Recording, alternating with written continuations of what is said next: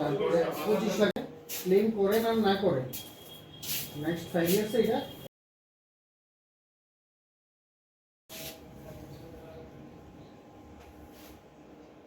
না, এটা ইনবিল এটা।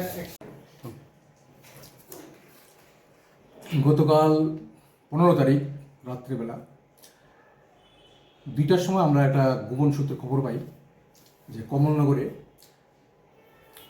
3জন লোক, সাসপেক্টেড 3জন লোক ঘোরাফেরা করতেছে, তো পাবলিক ডিটেইন করছে, ঠিক আছে।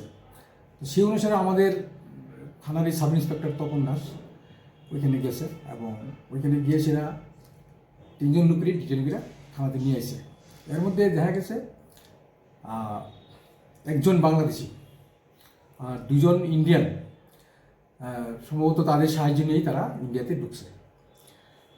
তারপর আজকে 16 তারিখ আমাদের সোনামুড়া থানার আন্ডারে সীমন্তপুর বিউপির একজন অফিসার 3জন লোককে ডিটেইন করে থানাতে না জমা দিছে।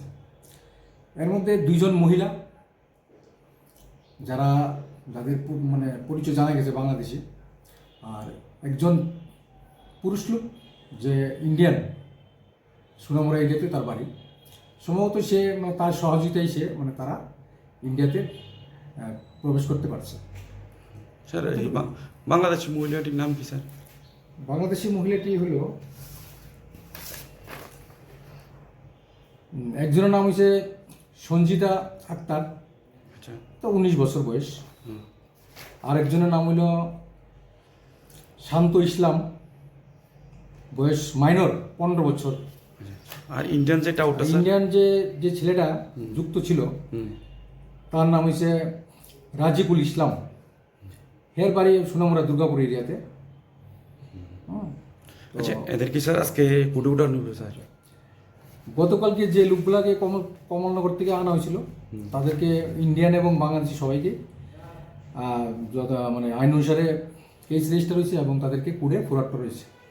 এবং আজকে বিএসএফ যে সমস্ত লোকগুলাকে আমাদের কাছে হ্যান্ড ওভার করছে, বাংলাদেশি 2টা মেয়ে এবং একটা ইন্ডিয়ান ছেলে, তাদেরকেও যথারীতি আমাদের কেস রেজিস্টার হয়েছে এবং তাদেরকে কুড়ে ফোরাট করা হবে।